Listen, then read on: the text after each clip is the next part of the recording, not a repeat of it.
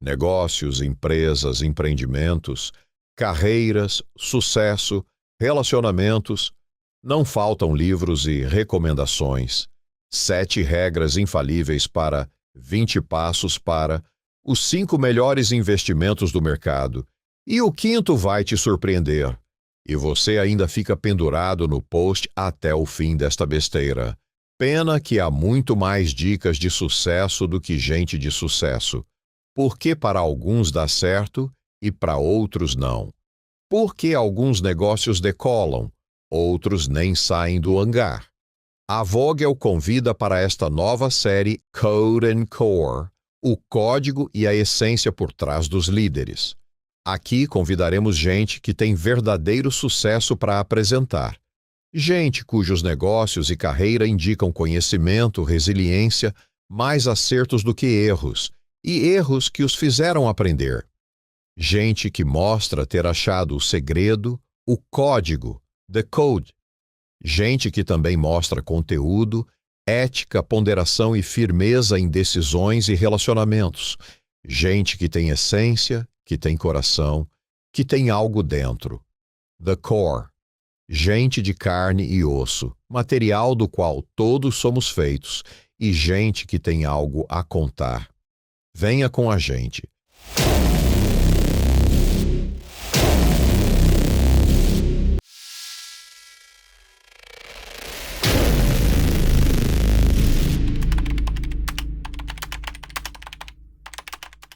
José Carlos Crajoinas, ou simplesmente Zé Carlos, é um engenheiro mecânico formado pela Mauá, que até teve uma curta passagem pelo mercado financeiro lá nos anos 80. Zé Carlos é casado com Débora, pai de Beatriz, Isabela e João Pedro, e recentemente deram as boas-vindas à primeira netinha, Naomi. Mas sua história profissional se escreve e se confunde com a história da Diskra, empresa que hoje alberga os negócios fundados por sua família há quase 60 anos, que ele e seus irmãos sucederam, administraram e a fizeram crescer. Um negócio que começou com um caminhãozinho que comprava mercadorias na Tostines e saía a vender a diversos pontos pela cidade. Hoje, muitos anos mais tarde, a Diskra é uma distribuidora multimarca consolidada, com sede própria e mais de 300 funcionários, com parcerias que já duram décadas. E é justo por ser uma história de sucesso dentro de um perfil muito similar a um grande número de empresas brasileiras é que queremos ouvi-lo. Saber o que esteve e está por trás dos sucessos, dos insucessos, dos desafios encontrados e vencidos ao longo destes 38 anos de história. Como administrar a sucessão em empresas familiares? Como profissionalizar uma empresa familiar? Como administrar uma empresa tendo irmãos e familiares 7 dias por semana conectados, seja na empresa, seja no ambiente familiar? Enfim, queremos ouvir esta história.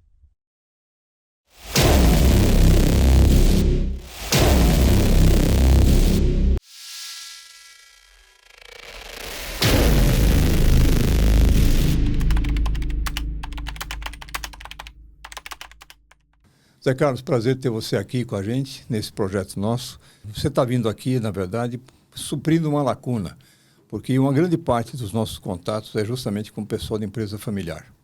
E você vem trazer essa contribuição aqui, que é bastante importante para conhecer a tua experiência como empresário familiar, de uma empresa sólida já, mas vivendo com todos os processos relativos a isso.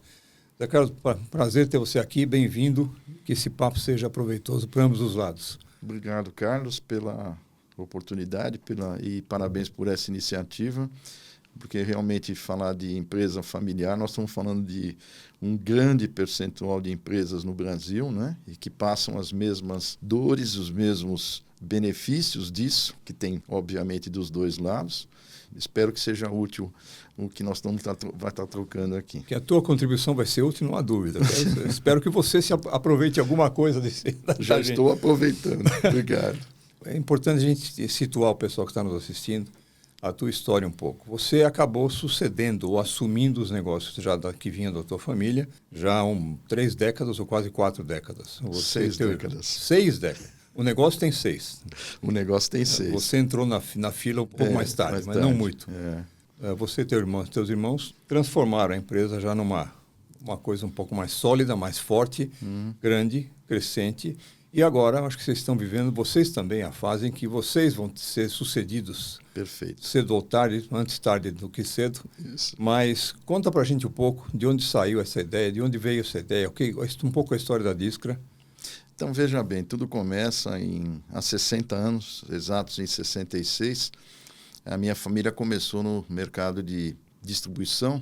Na verdade, naquela época, era o mercado de biscoitos, balas e doces, e que esse mercado se regia muito por representantes autônomos ambulantes. Então, eles tinham um veículo, um furgãozinho na época, iam até as fábricas de biscoito, bala e doce, compravam os produtos e saíam fazendo pronta entrega, vendendo aqui na Grande São Paulo, no estado de São Paulo também, mas prioritariamente na Grande São Paulo tinham muitos fazendo isso. E a minha família começou, meu padrasto especificamente, começou em 66, com biscoitos Tostines e balas Kids. Já vendiam mais porque eram fresquinhos? Exato. Paçoquinha Amor, que era balas que era a marca Sings. Isso foi indo de 66 até 73, quando ele vem a falecer. Muito jovem, 42 anos. Aí o meu irmão, com 17 anos, resolveu reiniciar o negócio. Então, estava a minha mãe bastante fragilizada e o meu irmão já ajudando ali nesse negócio, ele resolveu dar andamento mesmo, não tendo nem habilitação. Aí teve a ajuda do irmão da minha mãe mais velho, ela está dirigindo alguns dias, mas mesmo assim meu irmão ainda dirigiu um bom tempo sem habilitação, aí mesmo na Marginal naquele tempo. E aí foi pegando experiência, a gente ajudando, eu naquela época tinha 12 anos, então era só ajudar na época. E aí ele foi se dedicando muito, ele se deu muito bem na negociação, no relacionamento com os clientes e foi crescendo. Nisso gerou oportunidade, ele concluiu o curso de técnico mecânico e eu, conversando com ele, fui seguir o ramo da engenharia mecânica também. Então fui estudar, ajudando nos negócios, estudando, e depois eu fui, de concluído o curso, eu tive a oportunidade de entrar como trainee no Citibank, então no mercado financeiro. Ali eu tive uma dose muito grande de conhecimento no lado financeiro e contábil. Depois, o Mano crescendo com o negócio dele, ele de um caminhãozinho já bem surrado lá em 73, ele foi crescendo. Quando chegou em 86, 87, eu participando dos negócios junto com ele, já tendo participação no negócio efetivamente. Mas ele já estava com 4 caminhões na época, tudo na pronta entrega.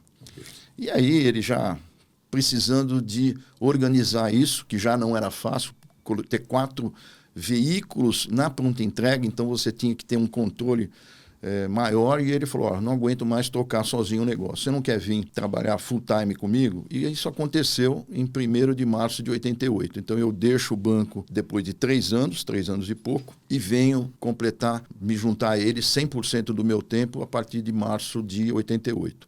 E aí, na época, a gente também já vinha conversando. Acho que uma das primeiras coisas que a gente fez de muito importante, porque a empresa estava localizada no bairro da Vila Guilherme, em São Paulo, próximo da fábrica da Tostines, que era no Pari, mas a gente estava distante dos clientes. Os clientes ficavam, na sua grande maioria, na totalidade, praticamente, na Zona Oeste, ali em Pirituba, Jaraguá, em Caieiras, já ali na grande São Paulo, mas norte e noroeste da grande São Paulo. Então, a gente falou, precisamos mudar para lá. Então, em 89, a gente muda para Caieiras. Isso já foi um passo muito grande que a gente deu. E aí começou um desenvolvimento, sim, uma curva de ascendência muito grande nessa época.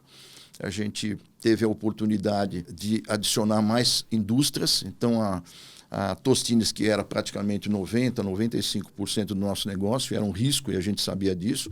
Entramos em contato com vários outros fornecedores e fomos agregando outros fornecedores ao negócio. Em 91, depois de ter várias empresas, naquela época era muito natural você ter empresas individuais, e encerrava. Fazia uma, encerrava, ter outra e tal.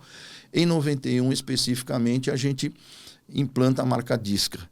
Então, estamos completando 35 anos agora, em fevereiro, completamos 35 anos da abertura da empresa com este nome. né? E aí fomos, então, agregando fornecedores. O que era a Tostines, 90% empresa, e a gente, graças a Deus, teve condição, olhou para outras empresas, e hoje, por exemplo, o nosso carro-chefe é a Nissin Miojo. Então, nos dias de hoje, como você colocou, a gente já está, depois passado todo esse tempo, a gente já vê, já a questão de 5 anos, a gente começou a olhar a necessidade de fazer uma governança para fazer a sucessão.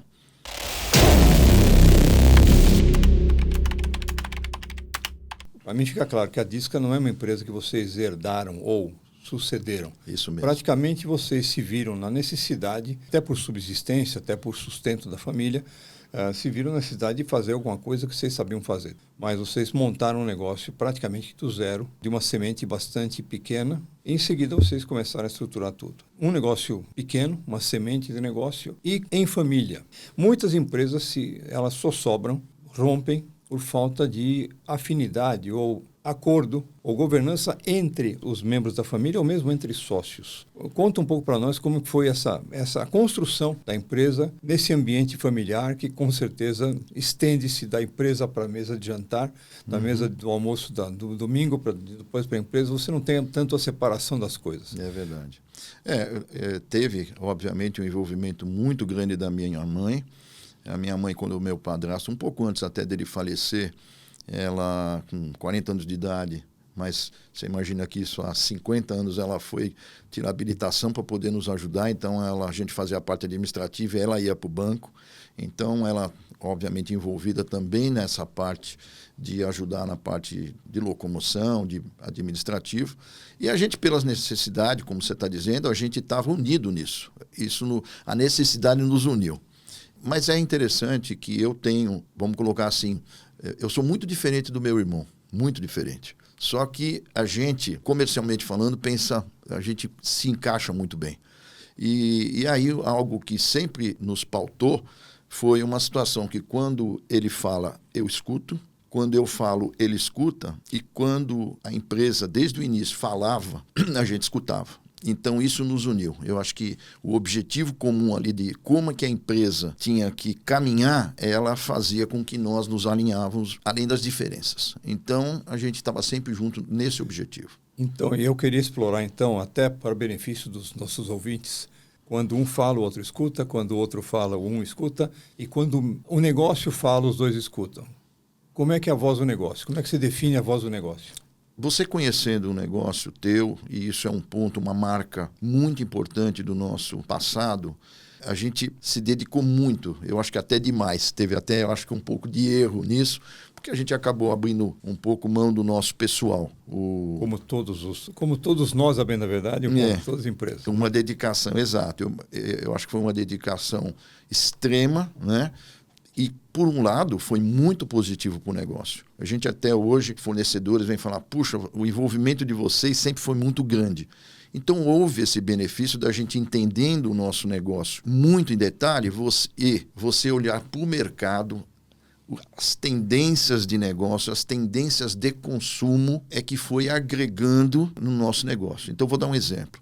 Eu falei de Tostines. A Tostines, nos anos 90, começou, depois que foi comprada pela Nestlé, foi perdendo participação do mercado. E naquela época estava já se posicionando muito forte com outros distribuidores Tostines, a Nissin Miojo. Ela vinha procurando no país inteiro distribuidores Tostines como nós, fazendo um contrato com eles. E a gente, já sabendo disso, vendo que o macarrão instantâneo tinha muita aderência, a gente percebeu isso de uma maneira muito prematura lá em 88, e em 90 a gente fecha a parceria com a Nissin, e como eu já disse, é o nosso maior fornecedor hoje. Nós temos 35 anos de relacionamento com eles, mas não era nada o macarrão instantâneo no Brasil naquela época. O conjunto, conhecimento profundo do teu negócio e observando as tendências de consumo e as tendências de como é que se faz o go-to-market, desde sempre a gente olhou isso. Vou dar outro exemplo. Até 87, nós trabalhamos numa pronta entrega. Meados de 87 em diante, nós viramos a chave para a pré-venda. Isso também foi outra coisa fantástica, mas que no nosso negócio foi algo totalmente inovador. A gente achou que realmente era o melhor a ser feito, Foi um desafio porque não era comum se fazer isso no mercado doceiro, que a gente falava. E isso foi realmente uma coisa muito desafiadora, mas que trouxe muito resultado para a gente, resultados positivos.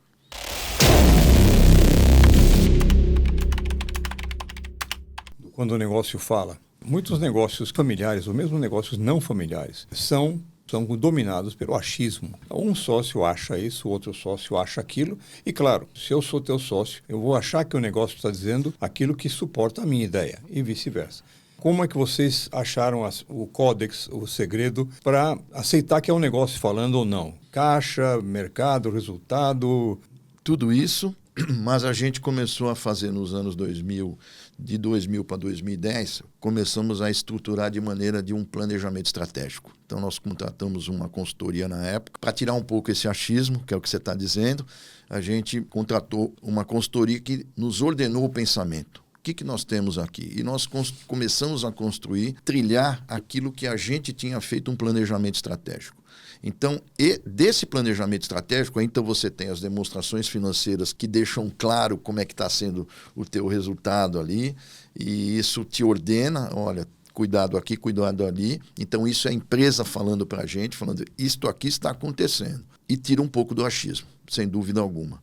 E também ordenava, dava drivers de você falar, ó, é por aqui o caminho. E a gente, então, a partir disso, tinha que seguir o caminho que nós tínhamos plantado lá no planejamento estratégico. E isso a gente vem fazendo até hoje.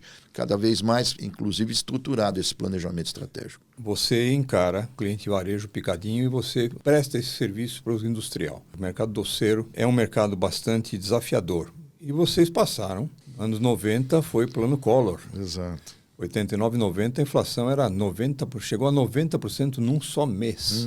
Foi a fundação da Discra, o que vocês falaram, nessa mesma época. Ou seja, vocês tomaram decisões importantes que se confirmaram muitos anos passados, quase 40 anos passados, certas e adequadas, mas vocês tomaram essa decisão no meio da batalha, no meio da guerra.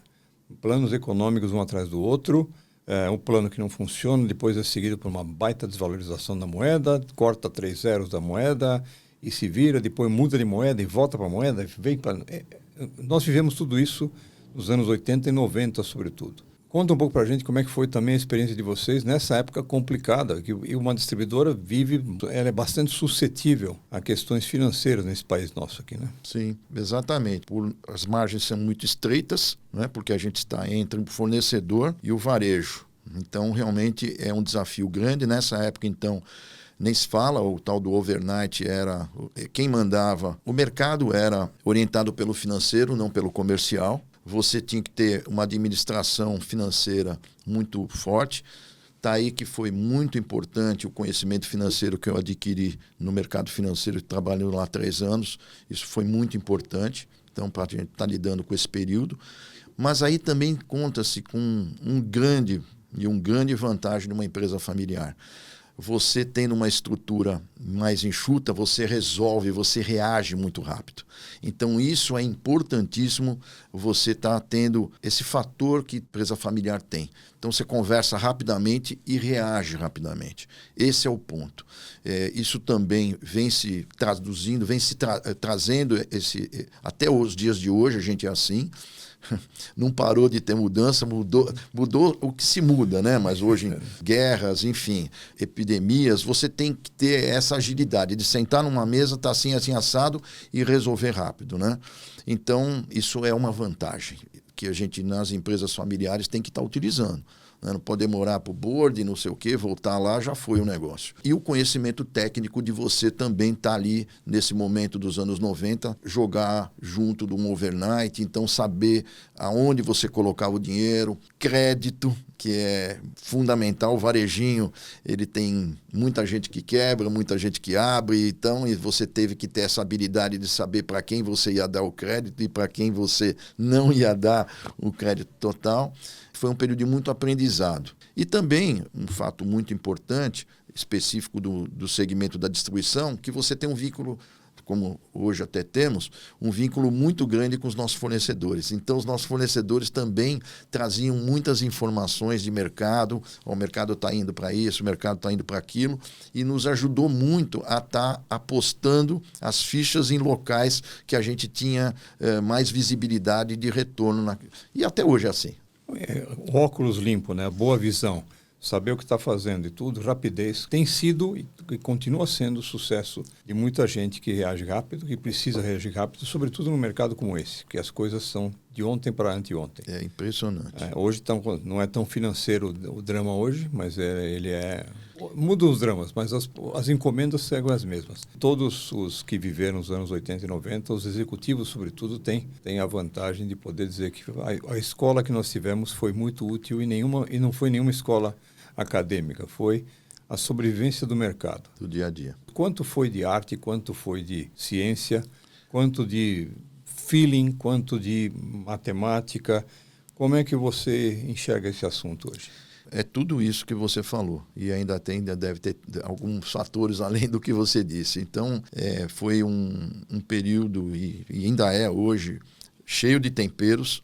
Não sei te falar se o sal é o principal tempero disso, mas você pode botar glutamato também, que é aginomoto, para quem não sabe. Exato, que é um dos fornecedores que a gente distribui. Então, assim, eu não sei te precificar, até porque durante toda essa história, às vezes teve um fator um pouco mais pesado, ou seja, o financeiro, como eu falei nos anos 90, era muito necessário olhar ali como é que eu estou comprando, como é que eu estou vendendo, que prazo que eu tinha na compra, que prazo que eu tinha na venda, então era muito fundamental. Depois que a gente teve a estabilidade com o Plano Real, a gente voltou a olhar o comércio, exatamente comprar e vender, no sentido de giro de produto, o must naquela época. Então, deixou de ser financeiro para ser comercial, e de uma maneira muito forte.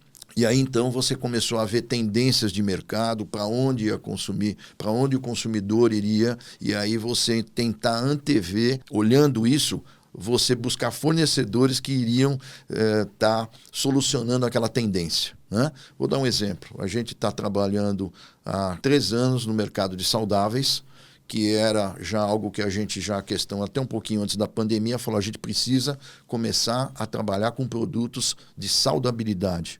Até porque o nicimiojo e o glutamato monossódico e o aginomoto são bastante combatidos nisso. Então a gente falou, precisamos procurar fornecedores nessa que nos atendam. Hoje a gente é distribuidor da Jasmine, né, com granola e outros produtos tal de saudabilidade. Então isso é de suma importância no nosso negócio. A gente prevê, olhar cenários, ler cenários e ir atrás que sejam coerentes a esse cenário que você está estudando.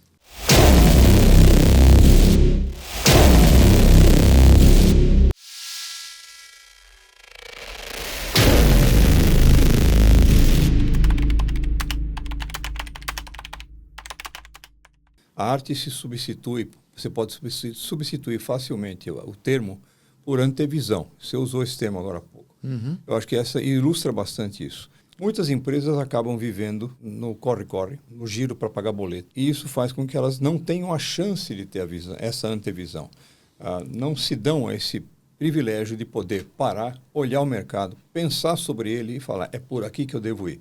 Portanto, nesse aspecto, eu acho que uma coisa bastante clara, essa antevisão de vocês é uma coisa que vem junto com a arte, vem junto com... Vocês herdaram isso aí, talvez, de ter dirigido caminhão, de ter feito a entrega no varejo, de estar em contato contínuo com os seus clientes. E os clientes da ponta final. Quer dizer, não somente o que vende, o que não vende, o que é mais aceito, o que não é tão aceito, e como é que está o mercado, como é que está o crédito, porque a maioria dos grandes pontos de venda que se atende, né, ou até hoje, vivem muito do caixa. O resultado, a grande maioria das empresas brasileiras, costuma dizer, né, parece padaria, né? Ninguém faz análise de demonstração de resultados, nada. Abre a gaveta no final do dia e vê quantos tem lá, quanto sobrou. Então, o caixa é o rei dessa história. A arte você tem, sim, você tem um feeling, mas você tem como quantificar ou qualificar, pelo menos, um determinado caminho. Não ser tão preciso, mas pelo menos chegar para a direita, para a esquerda, para norte, para sul, e isso é fundamental. Tem uma outra frasezinha que a gente utiliza lá, que é o seguinte: quem descobre antes a fonte bebe a água mais limpa. Então, se você chega antes, você tem condição de você também... A Nissin Miojo, para nós, é um exemplo disso. Quando a gente começou a distribuir macarrão instantâneo, o cliente pegava um pacote de 500 gramas de massa tradicional e falava assim, mas espera aí, você está querendo me vender um produto de 90 gramas, que era o que naquela época, com o preço desse de 500. Não, mas é diferente. Não, mas aqui está escrito macarrão, o seu também está escrito macarrão.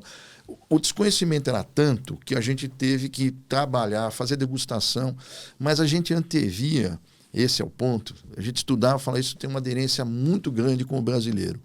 E acabamos, deu certo. Hoje, o brasileiro tem um hábito de consumo de macarrão instantâneo muito grande. Não igual ao Oriente, até menos do que os Estados Unidos, mas vem uma pujança muito grande. Só para contextualizar, a Nissin está construindo no Paraná a maior fábrica da Nissin fora do Japão. Essa antevisão, ela realmente está muito próxima da arte, como você disse. Então, o feeling, a arte, mas você começa a ter alguma coisa qualitativa, tem que ter essa qualitativa para você estar caminhando, deixando de ser feeling e ser alguma coisa mais tecnológica, alguma coisa mais palpável. Conta um pouco do seguinte, você falou no início que você e teu irmão são bastante diferentes em alguns aspectos. Sim. E acabam por se complementar no dia a dia. O quanto vocês são diferentes? Você pode contar alguma coisa? O teu irmão fica mais na comercial, você no financeiro, vice-versa? Como é que é isso? Como é que vocês se organizam dentro do sucesso que vocês têm? A gente começou, importante dizer isso, a gente começou a fazer tudo um pouco, os dois, né? Então, área comercial, financeira, mas eu fui sempre de estudar um pouco mais do que ele. Então, a parte, por exemplo, contábil, financeira, sempre foi atribuída a mim e ele é um negociador nato. Sempre teve a tendência, como até hoje, ele ter a área comercial e eu sou responsável pela área de logística, TI e financeira. A máquina toda. Exato. E a minha esposa, que veio depois, é importante eu destacar isso, mas vou destacar isso depois, pelo cunho da gente enxergar mais as pessoas. Minha esposa chegou no negócio há 20 anos atrás para olhar o recurso humano, que a gente explora bastante hoje. Então, a gente é dividido hoje desta forma e que vem trazendo resultados muito positivos. Ele é muito forte na negociação humana. O que eu falo que ele é diferente, por exemplo, de questão de amigos, questão de hobby, é muito diferente. Eu tenho de viagem, ele viaja muito pouco, eu gosto muito de viajar. Então, assim, as nossas diferenças são diferenças mais de cunho pessoal, no sentido de escolha, do que fazer e tal. Quando vai para dentro da empresa, a gente pensa, não é igual, mas a gente se encaixa muito bem. A gente briga bastante. A minha esposa que o diga, né, que ela é apaziguadora, eu acho que isso também é um ponto muito importante.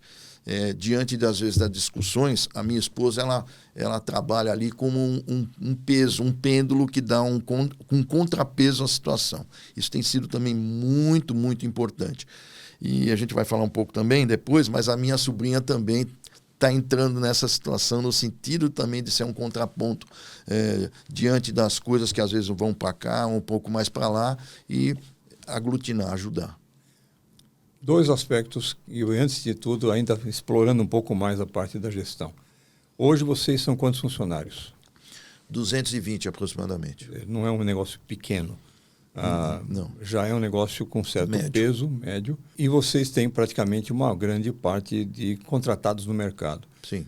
Também no campo gerencial. Como é que vocês lidam e como é que é a governança, como é que vocês organizam o dia a dia dessa grande família de 200 e tantas pessoas, alguns com sobrenome Crajoinas, outros não. Ao longo do tempo, a gente precisou, obviamente, se estruturar e a gente foi, então, se profissionalizando, estabelecendo gerências. Começamos primeiro com a gerência comercial, depois a gerência de logística, e nós estamos culminando este mês agora, em vistas da sucessão, o 6º gerente, que é um gerente de TI.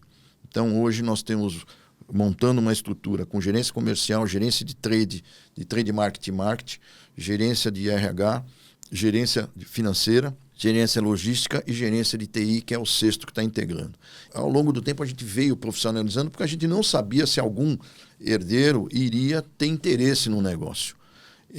Ao ponto de que a minha sobrinha que se despontou nisso em 2016. Mas a gente nunca, vamos dizer, forçou ninguém a isso. Então a gente falou, nosso caminho é ir pelo lado profissional. Então nós temos, por exemplo, o nosso gerente comercial tem 36 anos e tem 17 anos de empresa. Então ele começou praticamente lá, a carreira dele inteira praticamente na empresa. O gerente de financeiro tem 11 anos, enfim. A gente está montando concluindo esse corpo gerencial para sustentar os negócios. Ou seja, sempre foi profissionalizado.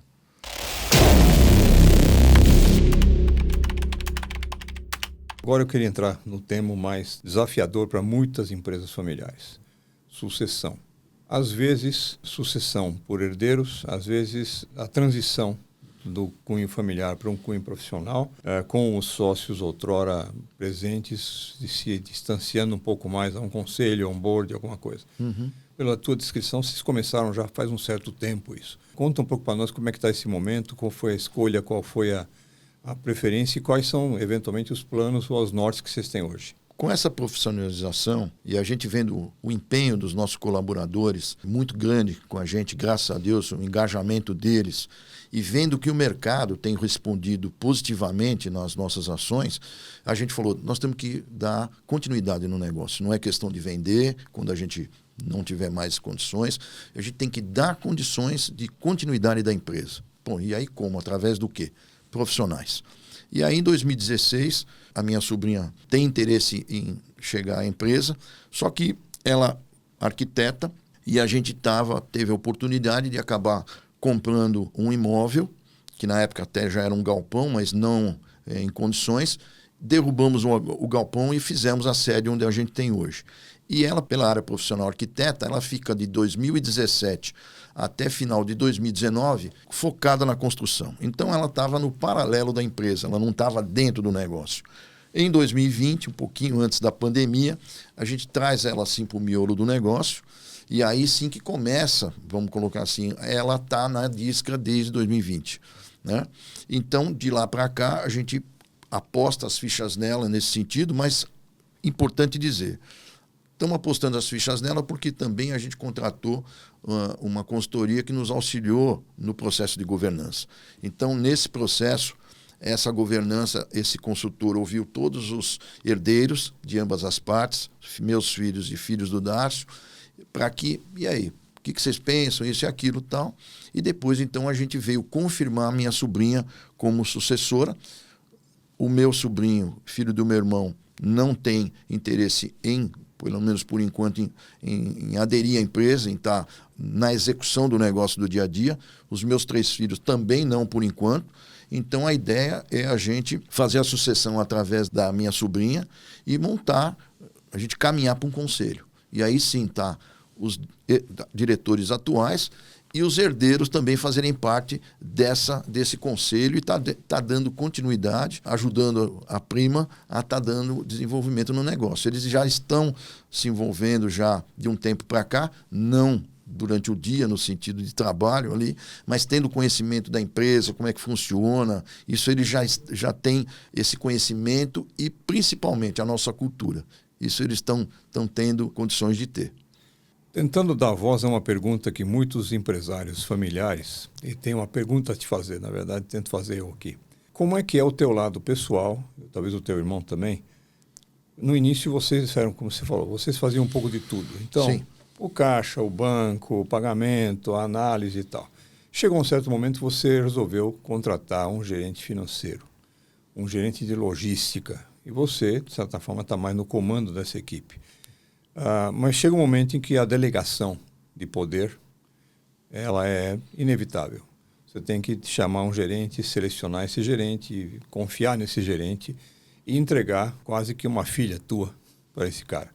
E vice-versa. Ele também, de certa forma, se ele tem sucesso como alguns de vocês, um deles você falou, o comercial está lá 17 anos, vocês acharam a chave. Pelo menos deram certo em alguns casos, talvez tenham tentado outros, mas... Sem dúvida. Como é que é o coração do cara que fazia tudo antigamente, dono do negócio, pai da criança, né? Ou pelo menos um dos pais da criança, na hora de chegar e falar assim, é o momento de passar isso para um cara que não nasceu pai dessa criança e eu quero que ele tome conta? Isso tem uma origem muito forte, que é o óbvio. Um dia a gente não vai estar mais aqui. E isso foi um dos starts que falou, bom, ou eu não vou estar mais no planeta, ou eu não quero estar aqui, eu quero estar viajando, eu quero estar na minha casa.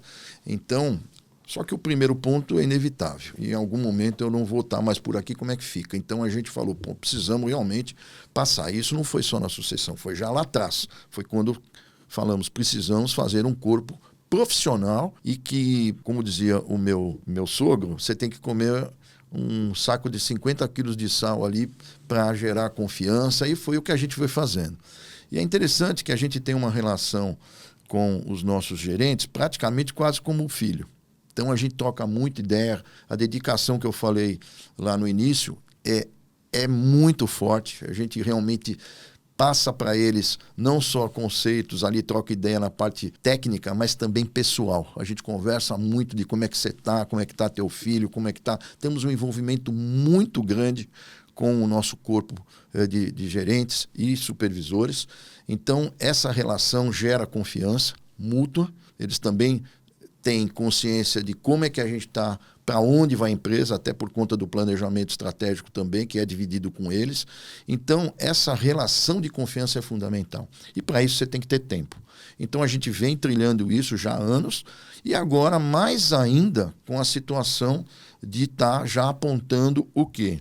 A gente sabe ser diretor. Eu, Mano, a minha esposa, e a gente não sabe ser conselheiro. Então, a gente também tem uma trilha agora a ser aprendida. Um aprendizado. Exato. E então você tem que, só que você não pode, você vai ter que, para pegar aquele outro, você tem que largar esse. Então é algo que para nós não é fácil, até porque praticamente nós fundamos a empresa, então era tudo no nosso, ali com a gente. Então ao longo do tempo a gente foi fazendo isso, passando situações do dia a dia e vem fazendo isso de maneira cada vez mais forte. Importante que se diga que esse corpo gerencial também vem sofrendo, principalmente nos últimos 3 anos, treinamentos pesados nisso, planejamento, desenvolvimento individual ali, de liderança, para que eles também tenham, obviamente, condições de estar pegando uma situação, porque eles também não nasceram gerentes, não nasceram líderes, é uma questão também de processo. Não é do dia para a noite que se forma um líder, né?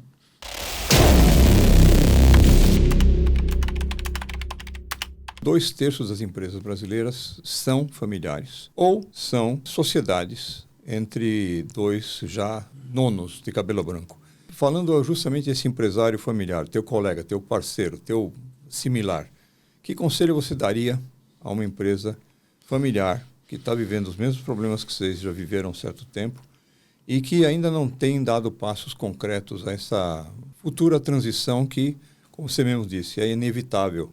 Então, já que é inevitável, que seja pilotada, pelo menos.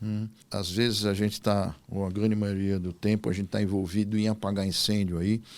Caixa, são coisas que acabam tomando muito nosso tempo e às vezes a gente relega a segundo plano o futuro ou o desenvolvimento. Isso é um erro, a gente acaba se envolvendo demais.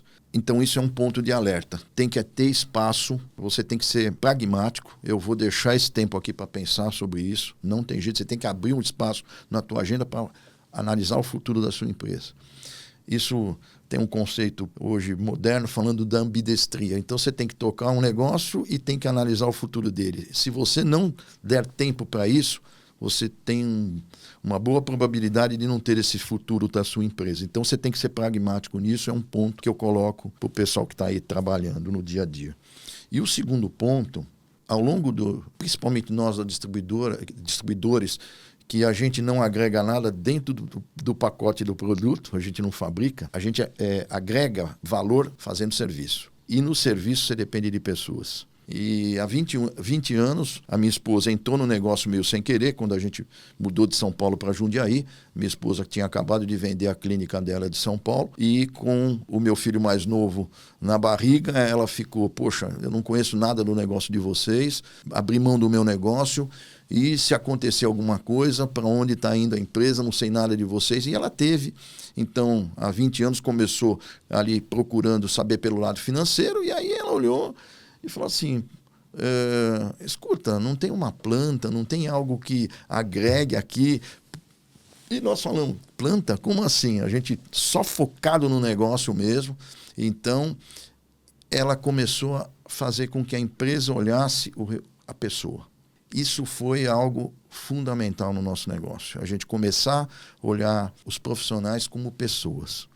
E aí, então, um outro ponto que eu acho fundamental, além dos hard skills que você tem que ter para tocar o seu negócio, eu diria para um executivo e para um sócio de uma empresa familiar, que ele tem que trabalhar muito, mas muito soft skills. Como é que você se relaciona com as pessoas? Isso é fundamental. Era e cada vez mais vai ser você saber lidar com as pessoas, tirar o melhor delas ou fazer com que elas façam por si só, né? Elas se engajem no seu negócio. E você tem, então, ao longo do tempo, trabalhar muito os soft skills. Realmente, como é que você se relaciona. Uma pergunta, talvez, provocativa. É quase certo que você já deve ter um gerente que chegou para você ou para o teu mano e disse, não concordo com essa estratégia de vocês, eu acho que tem que ser por esse lado. É um negócio falando ou é um metido falando? Pode ser os dois. Eu acho que esse é um ponto também fundamental, você escutar, né? Então, pode ser uma provocação que não tem nada a ver, mas pode ser que, de repente, parta dessa provocação você pensar em alguma coisa ali, teve um insight na hora ali, com aquela pergunta. Então, o importante, já aconteceu, de você ter essa liberdade. Eu não concordo. Então, que bom. Você não concorda por quê? Por causa disso, disso, disso. Então, você vai descendo nos detalhes e vê. No mínimo, o que vai acontecer é ele ter dado a abertura de conversar contigo e você conversar com ele também. Então, ele também vai rever posições dele também. Então, acho que isso é o normal, o dia a dia. E se você cada vez mais quer que ele venha a assumir novas posições, você tem mais é que fazer isso, porque senão ele vai sempre perguntar, não colocar uma posição dele, ele vai perguntar, o que você quer que eu faça? E isso não é o que eu quero, por exemplo, que ele faça nesse momento. Um bombeiro não é um bom gerente de manutenção. Bombeiro é heróico, ele sabe apagar fogo, ele é chamado nas emergências, mas no momento que ele faz a prevenção, ele começa a melhorar a manutenção da estrutura, o bombeiro passa a ser não tão necessário, porque o sistema todo começa a se precaver. Faço essa colocação um pouco em linha do que acontece em muitas empresas familiares brasileiras ou mundiais. Uma grande parte delas nem sequer apura resultados mensais. Elas vão, o dono fala, eu não preciso dessa besteira, não preciso desses relatórios, isso é papel aceita tudo. E fazendo isso, talvez se possa notar uma falta de antevisão, uma falta de tudo. O papel realmente não ajuda a grande coisa ele por si só. Mas o que você faz com a informação que vem dele, a metodologia de apuração, demonstrativo de resultados é uma das muitas ferramentas que você tem. Num planejamento estratégico, você tem um monte de peças importantes do quebra-cabeça que vão te dar a real leitura do que acontece naquele mar revolto e o que está por baixo d'água também. Que conselho você daria para quem continua achando que esse monte de papel é só papel? Ontem à tarde nós tivemos uma reunião, que é uma reunião mensal de rentabilidade, só que especificamente ontem foi detalhado o plano da receita para 2026, batido o martelo. Então, foi colocado, nós estamos hoje com 14 fornecedores, então foi colocado para cada um qual é o potencial deles, qual que é a meta que nós temos de receita para cada um desses 14 fornecedores. Foi debatido o orçamento, que a gente já vinha também trabalhando desde o ano passado. Eu não consigo ver uma empresa sem ter essas bússolas. Você ter qual é a sua receita, nós temos um crescimento previsto da receita para este ano de 15%. Vai ser no mínimo isso, é o que a gente está enxergando. Existem outros pontos também, algumas variáveis que a gente também já elencou. Eu não consigo enxergar uma empresa que queira ter sustentabilidade no seu negócio que não tenha o mínimo de levantamento de uma receita futura, quais são os produtos que eu vou trabalhar, qual o nível de desconto que eu vou aplicar, quais são as principais ações de trade que eu vou ter, os descontos, quais são os trabalhos que vão ser desenvolvidos. Então, assim, eu acho fundamental. Quem não está fazendo esse tipo de coisa realmente está com uma visão um pouco mais como você usou, está com o óculos sujo, não está limpo, não consegue, enfim, enxergar o mínimo de um futuro. E olha, eu estou falando de curto prazo. Antigamente se falava de fazer um planejamento de 5 anos. Está um pouco mais difícil pela visão de negócio que a gente está tendo no mundo, mas pelo menos aí 2 anos você tem que estar enxergando para frente. Porque senão você é suscetível, como você falou, é um bombeiro. E não dá para ser bombeiro hoje. Tem situações de bombeiro? Tem. O petróleo batendo $150 vai ser uma situação de bombeiro dentro da sua empresa. Mas você não pode estar tendo simplesmente só essa visão. Você tem que estar enxergando mais a médio e longo prazo. Eu lembro um episódio que eu tive um cliente, inclusive ele era de origem argentina, mas vivia no Brasil há muito tempo. Já é falecido, um querido nosso. Mas ele era um desses que dizia, não preciso desse monte de besteirada. Eu sei o que está acontecendo. Eu não preciso de apuração de nada. A ponto que ele não sabia exatamente que um regime de competência e regime de caixa. Inclusive, ele confundia as duas coisas. O fato é que ele tinha uma arte especial. Ele realmente ergueu do zero o negócio dele e dominava muito. Ele era uma pessoa bastante autorizada no ramo dele. Mas isso não deu futuro, né? Mas uma vez a gente estava indo para o Rio de Janeiro. Fomos até Congonhas para pegar a ponte aérea. Íamos para um cliente lá e ele falava tudo isso. Falei, também o nome dele era Carlos também. O senhor embarcaria no voo se o piloto na entrada falasse, instrumentos estão tudo pifado, mas não preciso deles. Eu sei o caminho. O senhor embarcaria ou viraria para trás? Falei, claro que eu viraria para trás. Falei, por que você está fazendo isso com a sua empresa? Porque se você tem um monte de instrumentos no painel, altímetros, bússola, tudo, radar, por que fazer pouco caso e seguir dizendo que eu sou o piloto, eu sei o caminho? Talvez ele saiba, mas o seu sucessor sabe? O seu sócio sabe? A pessoa que lhe ajuda sabe? Não sabe. Então, isso é um ponto importante a destacar, muitas vezes, para as empresas familiares, e não para a empresa, para o empresário familiar, que cedo ou tarde alguns acabam descobrindo que o tempo dele acabou. Fico feliz de ver que na Discra vocês já venceram essa etapa aparentemente há muito, muito tempo. Uma coisa que nós temos... Bom, primeiro que dessa situação que você está falando desse seu amigo conhecido, não é antagônico você ter um sexto sentido profundo, conhecedor e tal, ter um feeling em relação aos instrumentos. Não é antagônico. Eu fico pensando o que seria de positivo juntar as duas coisas. Né? Isso que é... Uma coisa não é excludente da outra.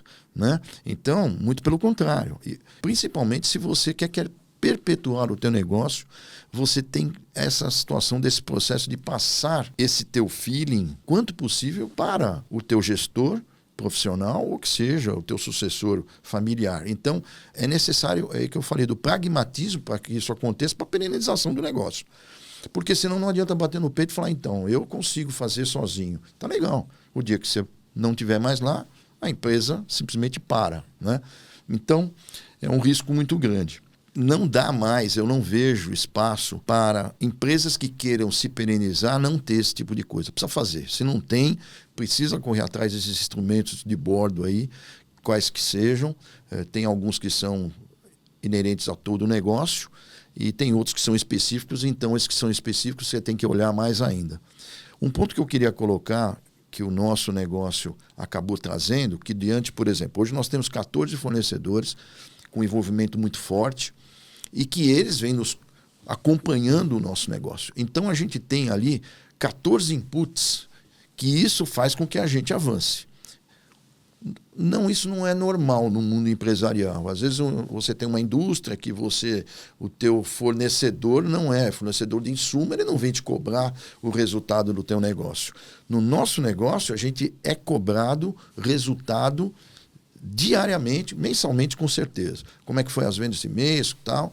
Então, isso fez com que a gente também sempre teve uma atenção especial para o resultado, porque sempre teve alguém cobrando, que não fosse só nós. Era já um terceiro vindo e cobrando, né?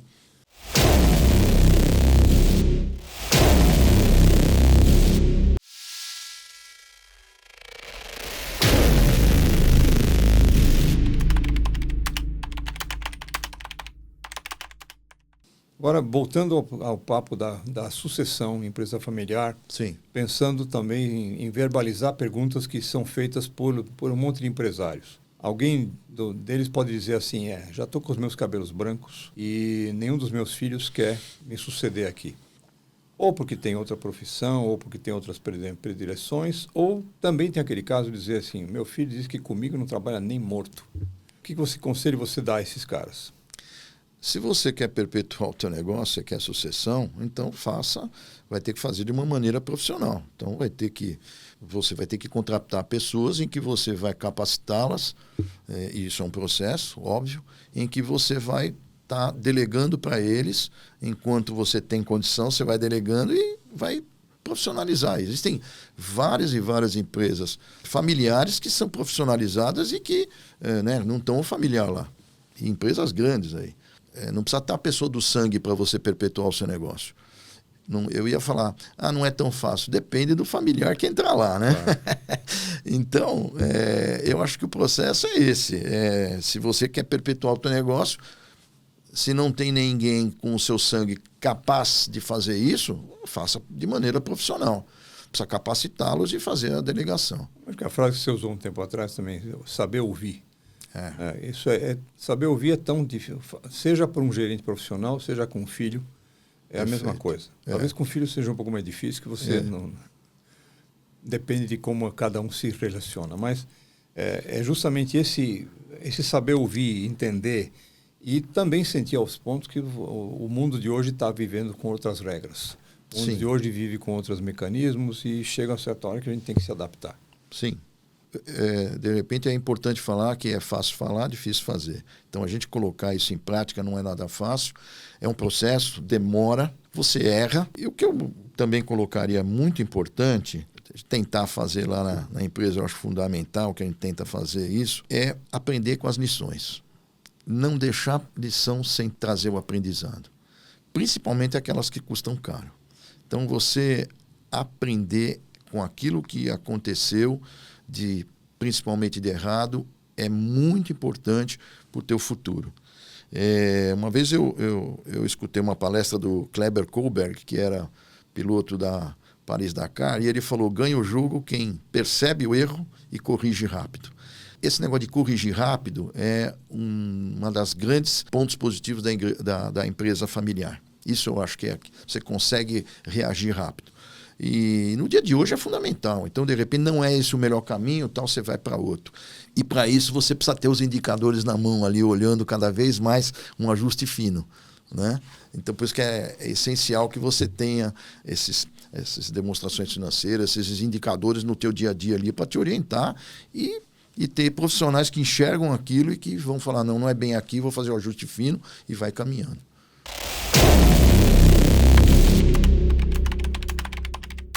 Só tenho a agradecer, eu falo isso em nome dos que nos ouvem também. Eu acho que o teu relato, a tua experiência, com essa característica de empresa familiar que vocês têm, com esse crescimento que vocês têm demonstrado, ela é ilustrativa, ela é provocativa para muita gente. Para quem está de fora, para quem está de dentro, para quem está vivendo do lado e tem os mesmos problemas, mas também tem formas diferentes de entendê-los e algumas vezes dá certo, às vezes não. Tem empresas no Brasil hoje que as empresas familiares ainda dão certo e continuam dando certo no mundo inteiro. Sim. Algumas são meras personalizações do trabalho individual de um dono. Nesse exemplo que eu dei daquele senhor falecido, já ele tinha uma autoridade tão grande no campo de atuação dele, de tintas anticorrosivas, que ele era o papa do assunto lá. Então, as grandes empresas o chamavam porque ele tinha algum pacto com o demônio, às vezes sabia que estava errado e achava o negócio. Mas ele era o negócio. Ele sabia o que fazer e se desse dinheiro ou não, ele simplesmente cobrava mais caro, um pouco menos, ele se ajeitava porque era o trabalho pessoal dele. A empresa era quase uma empresa individual, um pouco aumentada, com alguns secretários que o ajudavam. Isso não, eu costumo dizer, isso não é uma empresa familiar, isso é uma atividade individual, amparada com uma certa estrutura. Ou seja, ele tinha um sector, ele não tinha um corpo de profissionais ajudando na estrutura gerencial. A empresa precisa de uma estrutura que anda sozinha. Muitas empresas familiares também hoje, não havendo sucessão satisfatória, tentam se vender. Sim. Porque os sócios querem viver a vida um pouco. Me dediquei tanto a esse negócio e nenhum dos meus filhos quer saber da minha vida, quer saber desse negócio, eu vou vender. Eu vou pelo menos pôr o dinheiro no bolso. E ele chega à conclusão também, muitas vezes, porque um analista ou um comprador chega, não vou comprar a sua empresa se você não ficar aqui 5 anos trabalhando para mim. Porque o valor está nele e não na empresa. Então, e ele não aceita isso, aí fica difícil. Quer dizer, a pessoa não enxerga que muitas vezes a falta de sucessão, a falta de uma governança estrutural, desvaloriza o próprio negócio. Sim. Porque o negócio depende exclusivamente daqueles 2 que estão lá, ou 3 ou 1, e isso fica difícil de transferir a um terceiro. O mercado de fusões e aquisições, que é o mercado de onde eu venho, é um mercado muito cruel em certos aspectos. Valoriza negócios que andam sozinhos e desvaloriza demais negócios que são personalidades. Os negócios que são personalidades, se eu quero uma personalidade, eu contrato um especialista, e ponto final. Então, esse é um ponto bastante forte. Mas, de qualquer forma, é muito importante ter esse depoimento teu. Não é um depoimento de quem estuda a respeito ou presta serviços a empresas familiares. É um cara que está no dia a dia da empresa familiar há quase 4 décadas, online. Sim. E antes disso também, antes de decidir ser engenheiro, você já trabalhava no negócio, continuou trabalhando no negócio, nunca Sim. deixou de estar amarrado ao tema. Então, eu só tenho a agradecer a tua ajuda aqui, que sem dúvida vai ser de grande ajuda para muita gente que está nos ouvindo aqui. Obrigado pela oportunidade. Espero sim que seja alguma coisa útil dessa nossa conversa. É a nossa história, então eu gosto muito de história, né? E acho que aprendi um pouco com meu sogro, que sempre gostava de contar muita história também. Para mim foi um prazer de estar falando da minha vida, da vida da minha empresa, da vida da minha família. Obrigado pela oportunidade. Isso ajuda a gente desvender o código que está por trás e a essência que está por trás da Diskra, atrás da tua atuação, do teu irmão e toda a equipe hoje. Legal. Acho que isso é um ponto importante e fica o nosso grande muito obrigado. E vamos continuar repetindo isso assim que possível. Legal. Vamos ver. Tá? Obrigado e parabéns pela iniciativa.